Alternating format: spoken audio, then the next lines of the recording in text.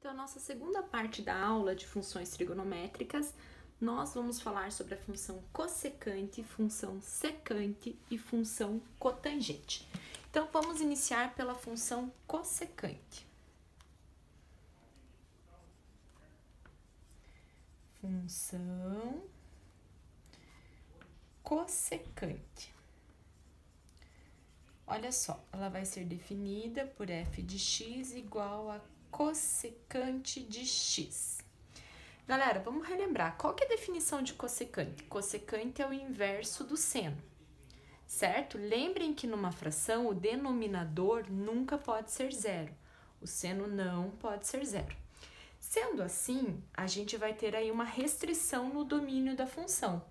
O domínio da minha função vai ser todos os x pertencentes aos reais, tal que o x tem que ser diferente de k vezes π, onde o k é um número inteiro. Vamos entender por quê? Vamos lá. Aonde o seno na circunferência trigonométrica ele se anula?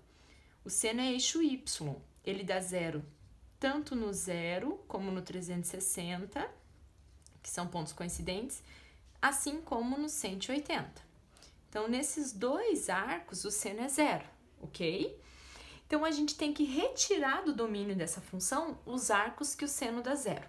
Substitui aqui por k, o k por zero, vai dar zero. Retirei esse ponto. Substitui k por 1, vai dar 180. Substitui k por 2, vai dar 2π, que é 360. Por 3, vai dar 540, que é 180. E assim por diante. Ele vai dar todos os arcos que têm as extremidades nesses dois pontos, independente de quantas voltas a gente considerar, ok? Imagem dessa função. Olha só, como o seno, vamos relembrar aqui, o seno, o máximo e o mínimo dele é 1 e menos 1. Lembram disso? O seno, o valor do seno sempre está entre menos 1 e 1. Olha só, se eu pegar esse 1 e dividir por menos 1, vai dar menos 1. Se eu pegar 1 e dividir por 1, vai dar 1. Se eu pegar o 1 e dividir por um número entre menos 1 e 1, ou seja, 0, alguma coisa. Quando a gente divide um número fixo por um número 0, alguma coisa, a resposta da divisão é maior. Conseguem perceber isso? Se eu dividir, por exemplo, 1 por 0, 5, vai dar 2. Certo? E lembrem que o seno nunca pode ser zero, que a gente já retirou esses pontos. Sendo assim, gente, a imagem da função, ela vai ser de menos infinito até menos 1, porque se eu, por exemplo, dividir por menos 0,5, vai dar menos 2. Quanto menor o valor de baixo, maior o resultado da divisão, por isso que vem de menos infinito até menos 1. União de 1 para mais infinito. Olhe que é impossível essa divisão dar um valor entre menos 1 e 1, certo? Porque para isso acontecer, a gente teria que dividir 1 por um número maior que 1. Só que o seno sempre está entre menos 1 e 1. Então, quando eu divido 1 por um número decimal, a resposta vai ser maior que 1, e se for negativo, vai ser menor que menos 1. Ok? Qual que é o período dessa função?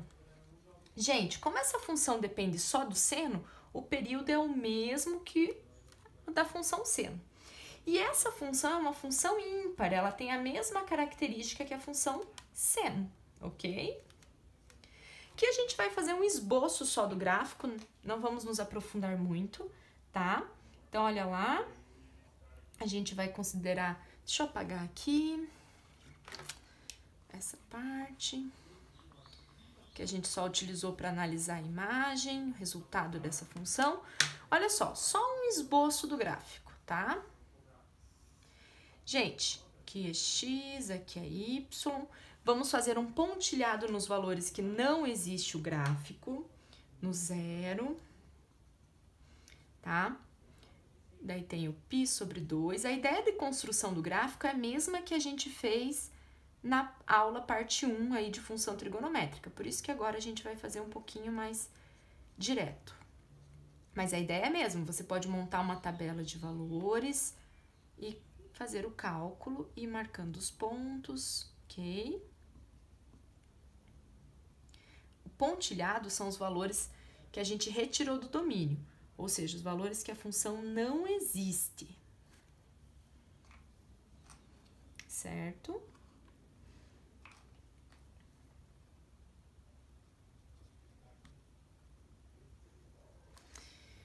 Então, o gráfico dessa função.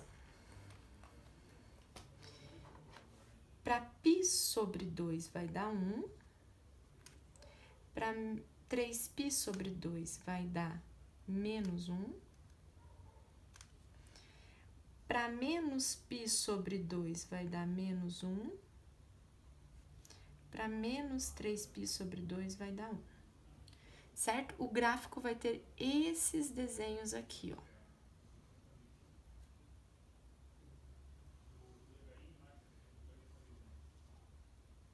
Certo? E vai continuar assim infinitamente, ok?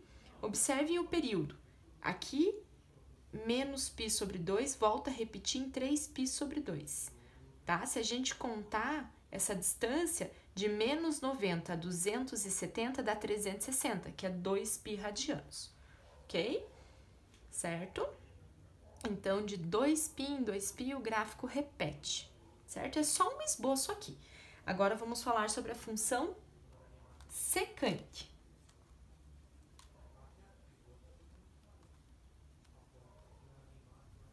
Função secante. Então, vamos determinar aqui a lei de formação da função secante. Secante de x, por definição, a secante é o inverso do cosseno. Numa divisão, numa fração, o denominador nunca pode ser zero. Vamos relembrar, então. Quais são os arcos que o cosseno dá zero? Gente, o cosseno é eixo x.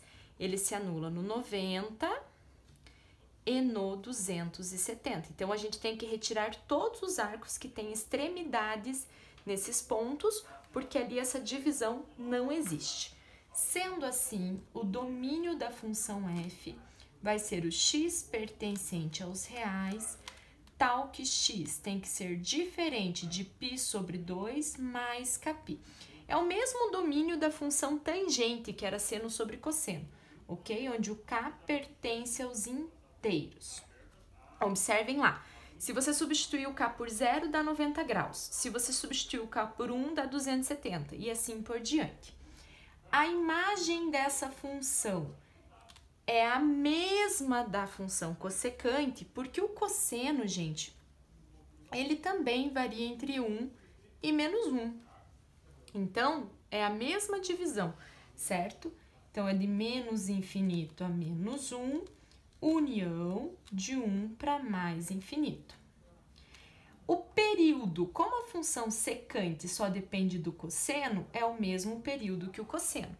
E ela vai ser uma função par, assim como a função cosseno, ela tem as mesmas características. O esboço, o desenho, deixa eu só apagar aqui para poder fazer o desenho, vai ser bem parecido com o anterior, só que vai passar em outros pontos, ok? Então, a gente tem o eixo x, o eixo y.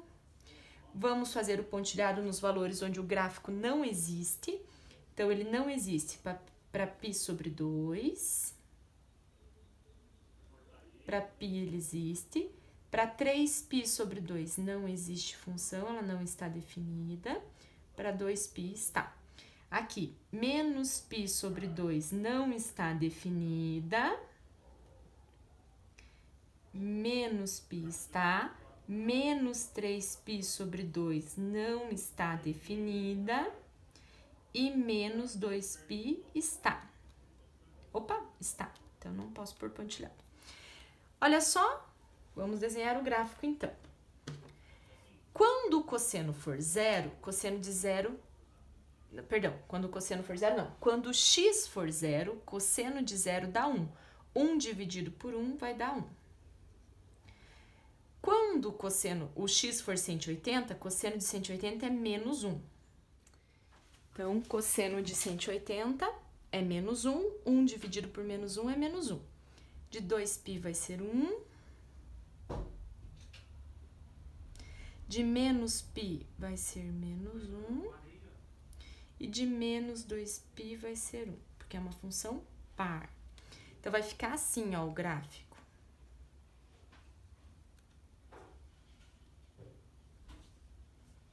ok? Observem, ó, aqui no 0 em 2π o gráfico repete, realmente o período é 2π, certo? Olhem que esse gráfico é de uma função par, o eixo y é o eixo de simetria, está dividindo o gráfico bem certinho ao meio, e aqui função ímpar, ó, a origem que é a simetria em relação à origem, está na diagonal. E para finalizar, vamos ver a função cotangente. Então, para finalizar, vamos falar sobre a função cotangente. Função cotangente, f de x igual a cotangente de x. Lembrando que a cotangente é cosseno sobre seno. Sendo assim, o seno de x não pode ser zero. Ou ainda, a gente lembra que é o inverso da tangente. Galera, olha só. Então, a tangente não pode ser zero. Se o seno não pode ser zero, lembrem da função cossecante, que é 1 sobre seno. Lá também o seno não podia ser zero. Sendo assim, o domínio da função cotangente vai ser o mesmo domínio da função cossecante, ok? Então, o domínio da função vão ser todos os valores x pertencentes aos reais, tal que o x tem que ser diferente de k vezes π, onde o k é um número inteiro. Sendo assim, a gente consegue retirar todas as extremidades, todos os arcos que o seno se anula, tá? A imagem, gente, vai ser todos os reais. A função cotangente se comporta bem parecida com a função tangente, tá? O período vai ser π e ela é uma função ímpar. Mesma característica da função tangente. Então, vamos fazer um esboço do gráfico que também é bem parecido com o da função tangente. Vamos, primeiramente, retirar os valores onde a função não está definida.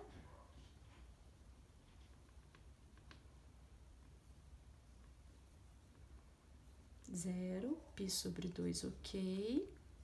Π.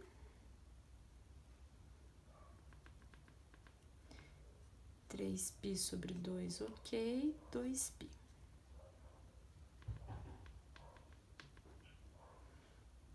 Ok, tá meio tortinha, só um esboço. Menos π.